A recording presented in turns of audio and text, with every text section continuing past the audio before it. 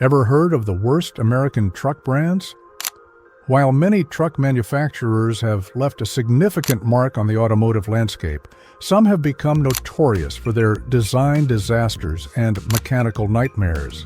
These brands, which primarily focused on medium and heavy-duty trucks, ultimately failed to maintain relevance in an increasingly competitive market. Factors such as financial struggles, poor management decisions, and an inability to adapt to evolving consumer needs led to their decline. Many of these once prominent brands are now largely forgotten or have been absorbed into larger manufacturers, their legacies overshadowed by more successful competitors.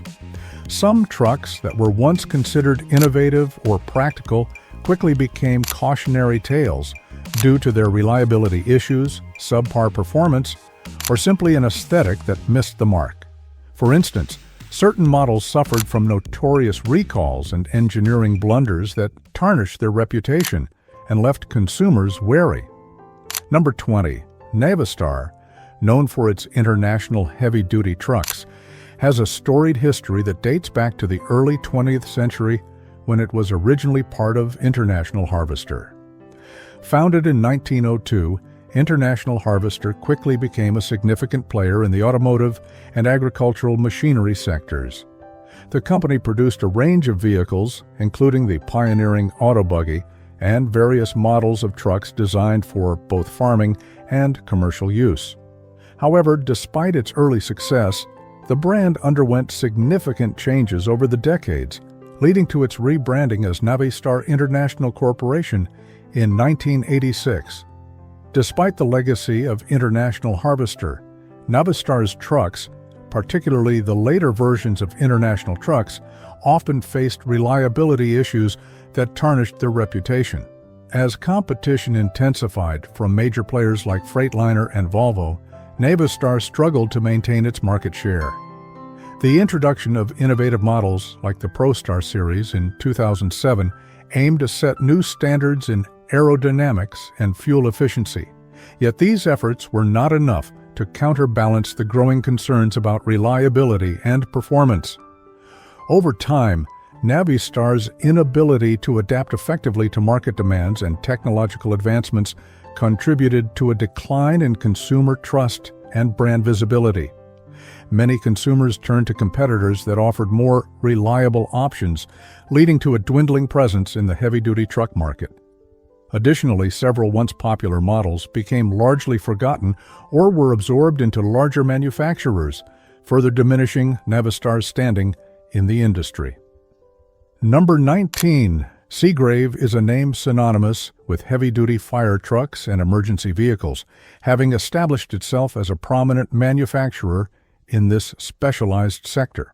Founded in 1881 by Frederick Seagrave in Detroit, Michigan, the company quickly made a name for itself by producing innovative fire apparatus, including the introduction of the spring-raised aerial ladder, which revolutionized firefighting equipment design.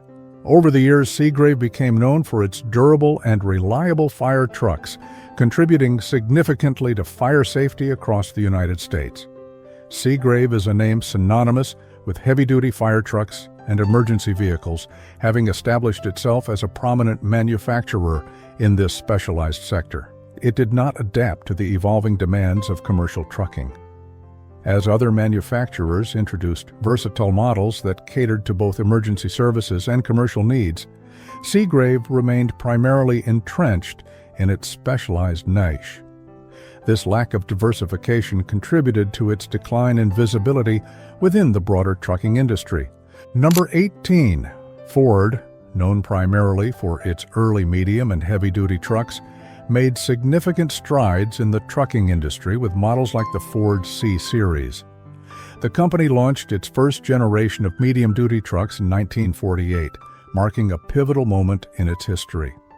The F-Series, which included various models designed for heavier loads, was intended to cater to commercial needs alongside its popular light-duty pickups. While Ford achieved remarkable success with its F-Series pickups, the heavy-duty segment faced considerable challenges. Despite its innovative designs and robust engineering, Ford's early heavy-duty models struggled to compete against established brands, such as Mack, International, and others that dominated the market. These competitors had already built strong reputations for reliability and performance in the heavy-duty truck sector, making it difficult for Ford to gain traction. The F7 and F8 models, marketed as part of the Big Job series, were notable attempts to penetrate this market, but they often fell short of expectations. Ford's legacy in the heavy-duty truck market is often overlooked despite its historical contributions. The challenges faced by Ford in this segment serve as a reminder of how even well-established manufacturers can struggle to maintain relevance when competing against specialized brands that dominate specific niches. Number 17, GMC, known for its medium and heavy-duty trucks, has a rich history that dates back to its origins in the early 1900s. Founded as the Grabowski Motor Company in 1900, it was renamed the Rapid Motor Vehicle Company in 1902 and became a subsidiary of General Motors, GM, in 1909. Over the years, GMC established itself as a reliable manufacturer of trucks, contributing significantly to both commercial and military sectors, especially during World War I and II, when it produced thousands of military vehicles. Despite its strong foundation and innovations, GMC's medium and heavy-duty trucks never achieved the same level of popularity as its light-duty counterparts or as competitors like Mack and Kenworth. While GMC excelled in producing durable and capable vehicles, its medium-duty offerings, including models like the CK series, struggled to differentiate themselves in a crowded market. The competition was fierce, with established brands like Mack and Kenworth dominating the heavy-duty segment with their specialized designs and robust performance. In 2009, GMC officially ended production of its medium-duty commercial trucks, consolidating these offerings under the Chevrolet nameplate with the launch of the 4500 HD/5500 HD Silverado.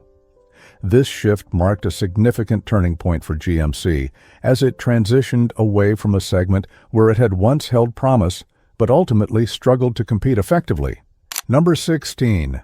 The White Motor Company is often considered one of the less successful entities in the heavy-duty truck sector due to a combination of financial struggles, intense competition, and strategic missteps. Despite its early success in producing durable trucks, White faced significant financial difficulties, culminating in a Chapter 11 bankruptcy filing in 1980, which severely damaged its reputation. Competing against established brands like Mack, International, and Kenworth, White struggled to maintain market share as these competitors consistently delivered reliable and innovative products. Additionally, White's focus on larger trucks limited its appeal and adaptability to changing consumer demands, while attempts to expand through mergers and acquisitions often failed to yield positive results. Legal challenges related to antitrust issues further tarnished the company's image and diverted resources from improving product quality. Ultimately, White Motor Company was absorbed by Volvo in 1981, marking the end of its independent operations and contributing to its obscurity in the heavy-duty truck market. This decline illustrates how even historically significant brands can falter when they fail to adapt to an evolving marketplace. Number 15, Marmon-Herrington was a respected name in the production of heavy-duty military and civilian trucks, particularly known for its innovative 6x6 military vehicles. Founded in 1931, the company initially specialized in manufacturing all-wheel drive trucks, which gained popularity during World War II for their effectiveness in challenging terrains, especially in desert warfare. However, despite its reputation for producing durable and reliable vehicles, Marmon-Herrington struggled to compete in the broader heavy-duty truck market. The company faced increasing competition from larger manufacturers that dominated the sector, which limited its market share and visibility. After the war, Marmon-Herrington attempted to expand its product line to include on-road vehicles, but these efforts were not enough to secure a foothold against more established brands. The lack of diversification and failure to adapt to changing market demands ultimately led to a decline in sales. By the 1960s, the company was sold and underwent several changes in ownership and focus, which further diluted its brand identity. Number 14, Fargo Trucks, known for producing medium and heavy-duty trucks under the Chrysler umbrella, has largely faded from memory in the automotive industry. Established in 1928, the Fargo Motor Corporation was created to build and sell commercial trucks, leveraging the appeal of its name, which evoked images of Old West adventure and reliable transportation. However, Fargo was essentially a rebadged version of Dodge trucks, utilizing parts from various Chrysler brands like Plymouth and DeSoto. This lack of distinct identity made it challenging for Fargo to compete effectively in a market dominated by more recognized names such as Dodge, Mack, and International. Despite an initial array of models, including light express vehicles and heavy-duty dump trucks, Fargo struggled to gain traction.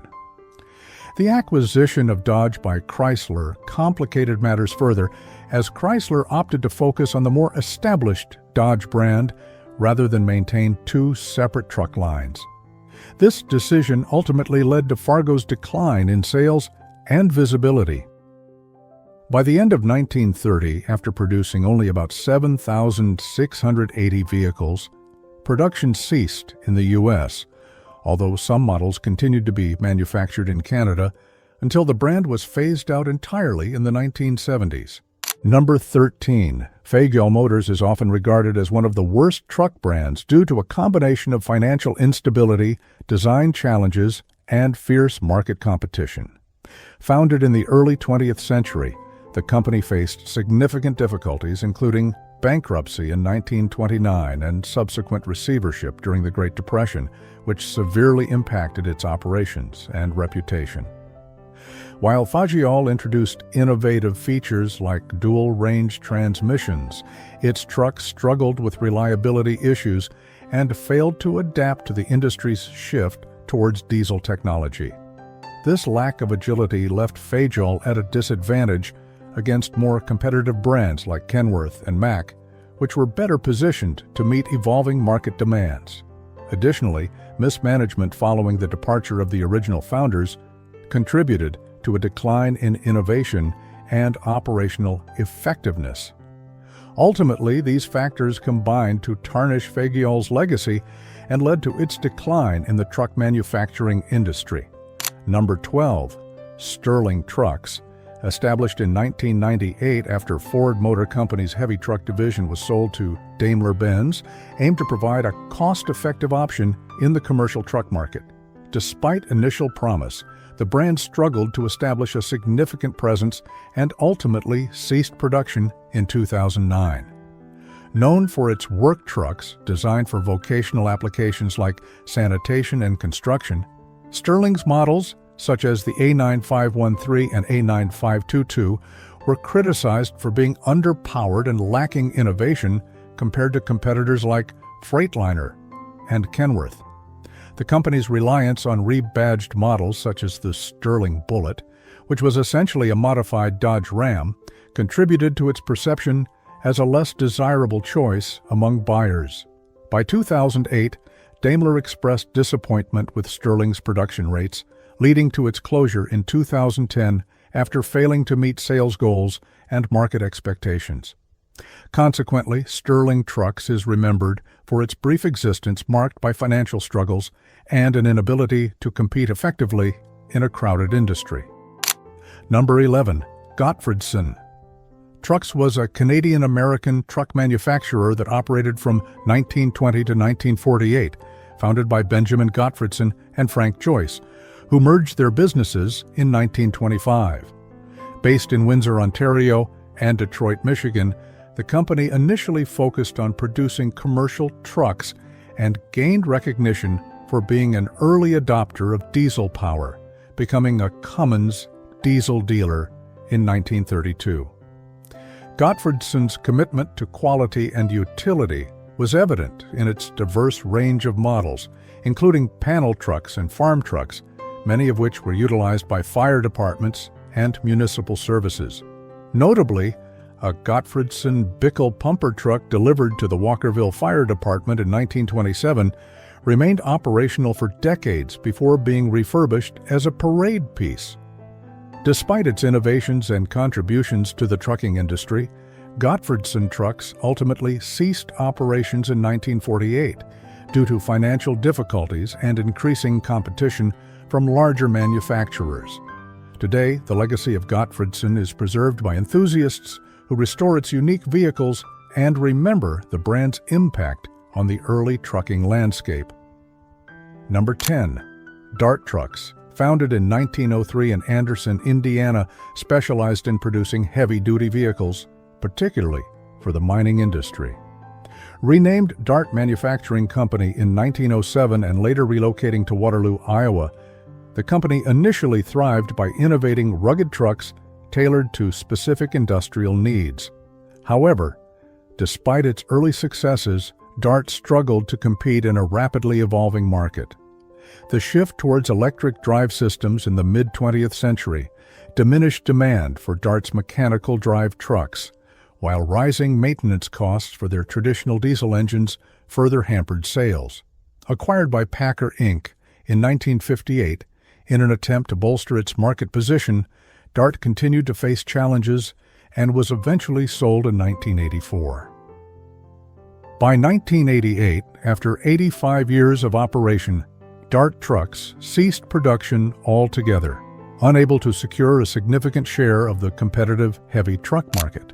Number 9, Diamond T, once hailed as the Cadillac of trucks, was a prominent manufacturer known for its stylish and reliable heavy-duty vehicles. Founded in 1905 by Charles Arthur Tilt in Chicago, the company initially produced passenger cars before transitioning to truck manufacturing in 1910. Diamond T gained a reputation for innovation, introducing features like rubber-mounted enclosed cabs and electric lights in the 1920s. The brand played a significant role during World War I by producing military vehicles, further solidifying its status in the market. In 1958, Diamond T merged with Rio Motor Car Company to form Diamond Rio Trucks, but this consolidation ultimately diluted its unique identity. Despite attempts to revive the brand, including a reintroduction in Australia in 2018, Diamond T's production ceased in 2010. Today, the legacy of Diamond T lives on as a symbol of quality and craftsmanship in American automotive history, with its trucks celebrated as collector's items and showcased at automotive exhibitions. Number 8, REO Motor Car Company, founded in 1905 by Ransom E. Olds in Lansing, Michigan, initially thrived as a manufacturer of automobiles and trucks. The company gained prominence with its innovative vehicles, including the iconic REO Speedwagon, which became a staple during World War I due to its lightweight design and versatility. However, despite early successes and a strong market presence, REO struggled to innovate and keep pace with industry giants like Ford and General Motors. This stagnation was exacerbated by the Great Depression, which severely impacted sales and profitability. By 1936, REO ceased automobile production entirely to focus on trucks, but continued to face financial difficulties. The company was sold to Bone Aluminum in 1954 and later became a subsidiary of White Motor Company in 1957. In 1967, REO merged with Diamond T Trucks to form Diamond Rio Trucks, Inc., but this new entity filed for bankruptcy in 1975, marking the end of REO's long history in the automotive industry. Number 7, Brockway Motor Trucks, established in 1912 in Cortland, New York, gained a reputation for producing durable and high-quality heavy-duty trucks. The company initially thrived by catering to local municipalities and industries, becoming a staple for snow removal and road maintenance. In 1956, Brockway was acquired by Mack Trucks, allowing it to benefit from Mack's extensive dealer network and resources. However, the merger did not bring the anticipated success. Brockway continued to operate as an independent division, but struggled with innovation and production efficiency compared to larger competitors. As the 1970s progressed, economic challenges and rising costs led to labor disputes among Brockway workers, who felt undervalued under Mack's management. These factors culminated in the closure of Brockway in 1977, marking the end of a storied brand that had once been a formidable player in the trucking industry. Despite its demise, Brockway trucks are still celebrated by enthusiasts for their ruggedness and craftsmanship. Number 6. Autocar, established in 1897 in Pittsburgh, Pennsylvania, is recognized as the oldest surviving motor vehicle brand in the Western Hemisphere. Initially producing automobiles, Autocar shifted focus to trucks in 1911, becoming a pioneer in the commercial vehicle sector with the introduction of the first motor truck available for sale in North America. Over the decades, Autocar built a reputation for manufacturing durable and reliable heavy-duty trucks, particularly excelling during World War II by supplying military vehicles. In 1953, Autocar was acquired by White Motor Company, which positioned it as a top-tier brand for heavy-duty industrial trucks. However, the brand's decline began after its acquisition by Volvo Trucks in 1981. Under Volvo's ownership, Autocar continued to produce trucks, but began incorporating more Volvo components, leading to concerns among loyal customers about the dilution of the Autocar brand identity. The last traditional Autocar trucks were produced in 2000, and by 2001, the company was acquired by GVW Group, which revived it as a niche manufacturer focused on severe-duty vocational trucks. Today, Autocar continues to operate with a commitment to custom-engineered solutions for demanding applications, maintaining its legacy in the trucking industry. Number 5. FWD, Four-Wheel Drive Auto Company, founded in 1909 in Clintonville, Wisconsin, was a pioneer in the development of four-wheel drive technology. The company initially started as the Badger Four-Wheel Drive Auto Company, created by Otto Zachau and William Besserdich, who developed the first successful four-wheel drive vehicle known as the Battleship. This innovation allowed for enhanced traction and maneuverability, making FWD trucks particularly valuable for both commercial and military applications. During World War I, FWD produced over 16,000 Model B trucks for the U.S. Army, solidifying its reputation in the military vehicle sector. Despite its early successes and contributions to four-wheel drive technology, FWD struggled to maintain its market position as competition intensified in the automotive industry. The company faced challenges in innovation and production efficiency, which led to a gradual decline in market share.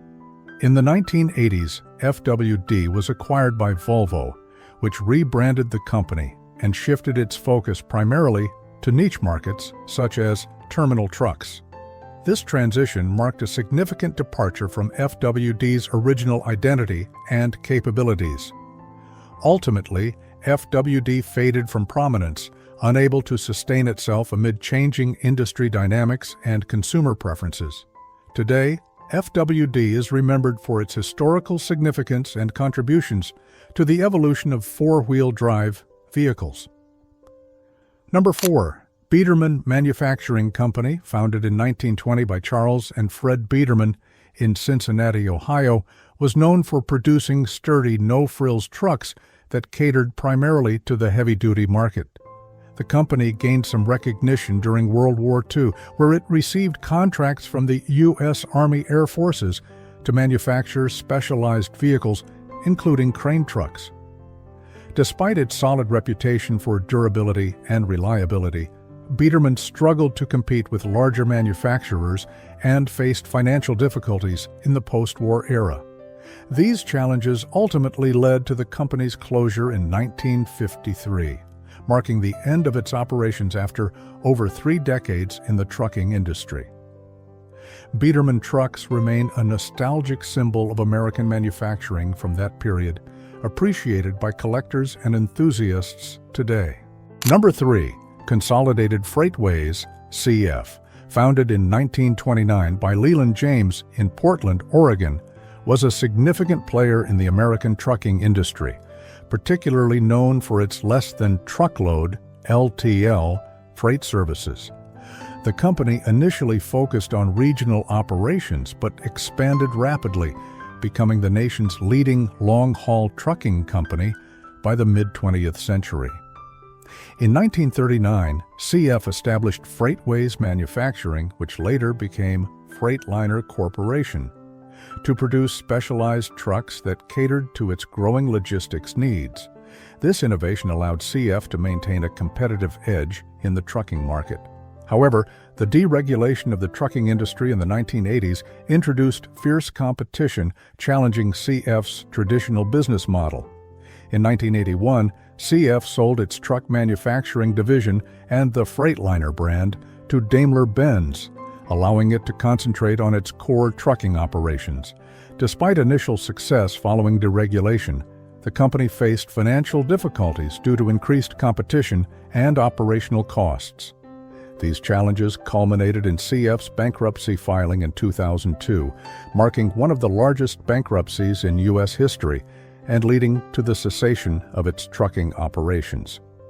The legacy of Consolidated Freightways continues through Freightliner, which has become a global brand under Daimler Trucks. Number 2, Pacific Trucks, founded in 1947 by 3 former Hayes employees, Claude Thick, Vic Barkley, and Mac Billingsley, in Vancouver, Canada, specialized in manufacturing custom heavy-duty trucks primarily for the logging and mining industries. The company quickly established itself in the British Columbia market, producing durable logging trucks and trailers that catered to major forestry companies and independent log haulers. Their first truck, the model EMAD, was built on a wharf and sold to Bowaters Pulp and Paper in Newfoundland, marking the beginning of their operational success. The company faced significant challenges during the Canadian recession of the early 1980s and was sold to Inchcape Berhad in 1981. Under Inchcape's ownership, Pacific transitioned to primarily assembly operations while focusing on parts distribution. The last Pacific truck was produced in 1995 before the company ultimately closed its doors in 2002. Despite its decline, Pacific Trucks remains a notable name in the history of heavy-duty vehicle manufacturing, especially within niche markets like logging and mining. Number 1, Stewart Motor Corporation, founded in 1912 in Buffalo, New York, was a small manufacturer specializing in light and medium-duty commercial trucks. The company gained recognition for its high-quality bodies and innovative designs, particularly with the introduction of the popular Buddy line in 1935. Despite its efforts to carve out a niche in the market, Stewart struggled to compete with larger manufacturers like Ford and Chevrolet, as well as medium-sized rivals such as Rio and International. The economic pressures of the Great Depression severely impacted production, with truck registrations plummeting from a peak of 2,315 in 1930 to just 70 by 1939. Although Stewart attempted to adapt by shifting focus toward heavier models, these efforts ultimately failed to revitalize sales. By 1942, the company ceased production, unable to keep pace with market demands and larger competitors. Today, Stewart Motor Corporation is remembered for its commitment to quality craftsmanship during a challenging era in the automotive industry.